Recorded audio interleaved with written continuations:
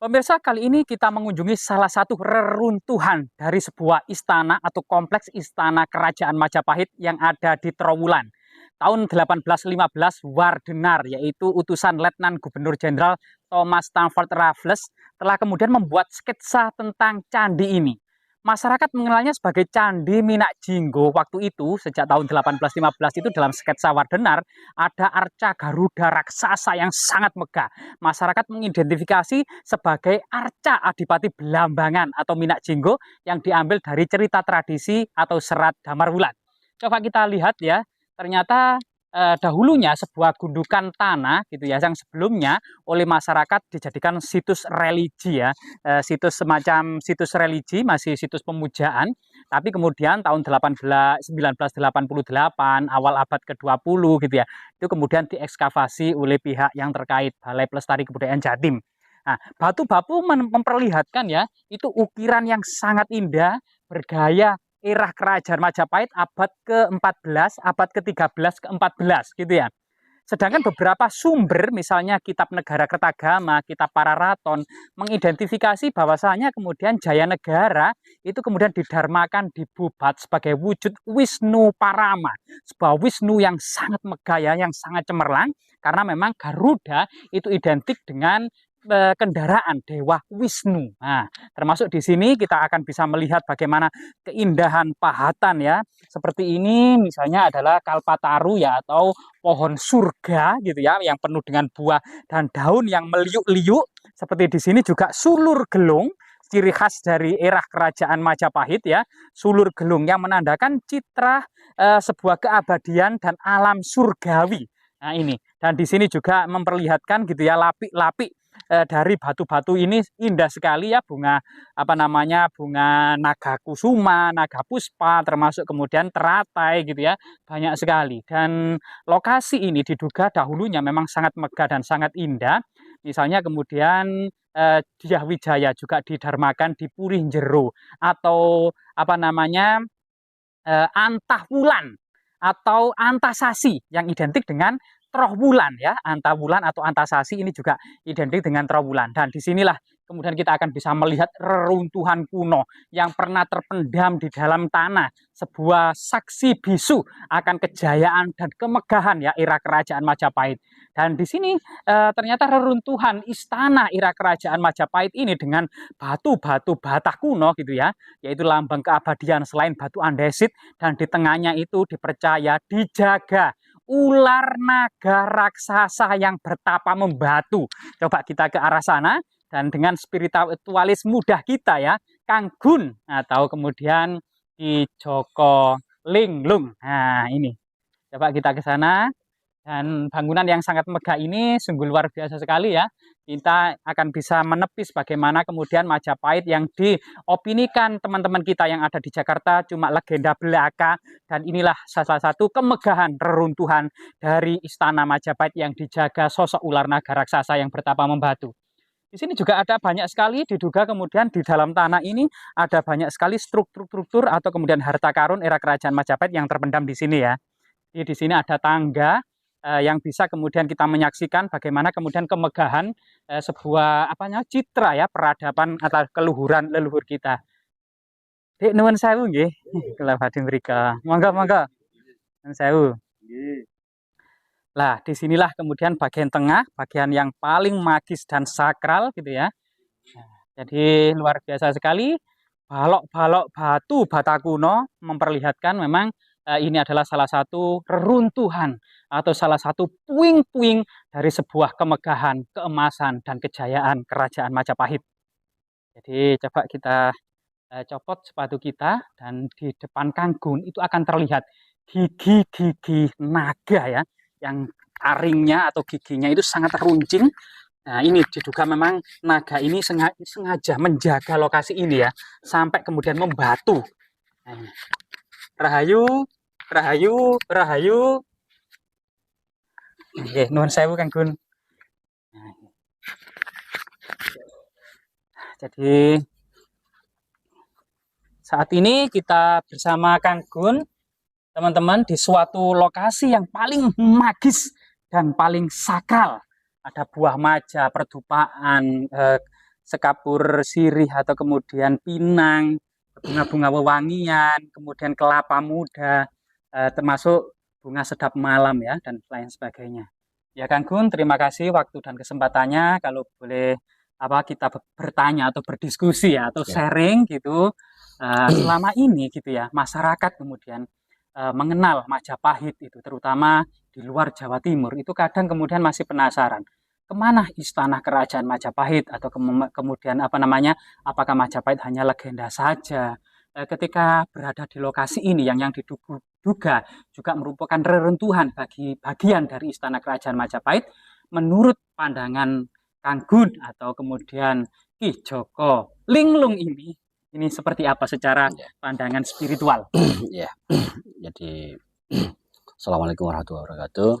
Saya jelaskan ini sesuai apa yang saya lihat barusan saya mengadakan suatu ritual sesuguh Gondok Arum. Ya, namanya Gondok Arum ini itu bisa jadi kayak bebungahan, kayak dupa seperti ini.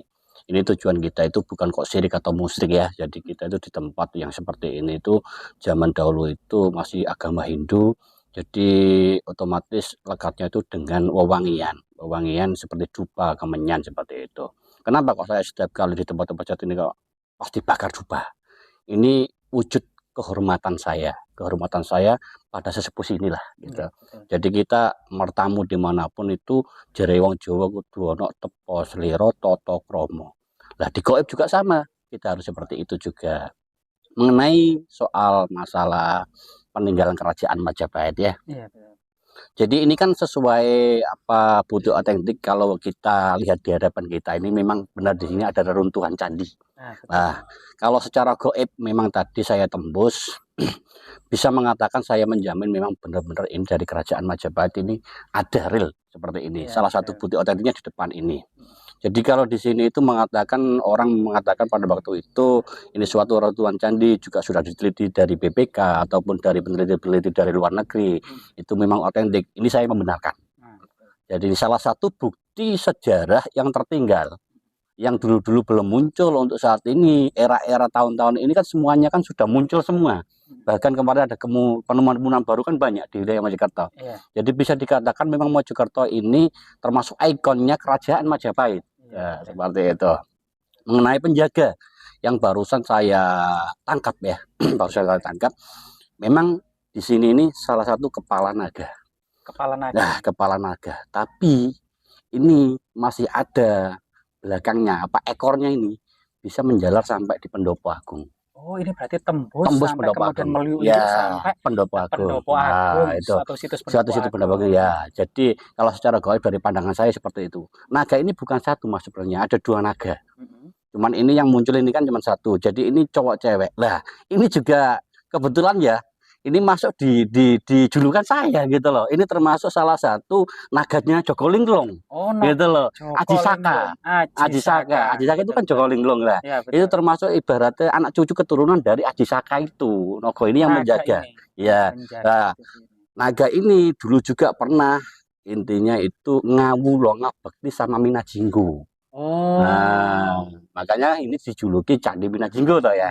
Nah, seperti itu. Termasuk ini salah satu perewang lah kalau sekarang itu perewangnya Minajinggo.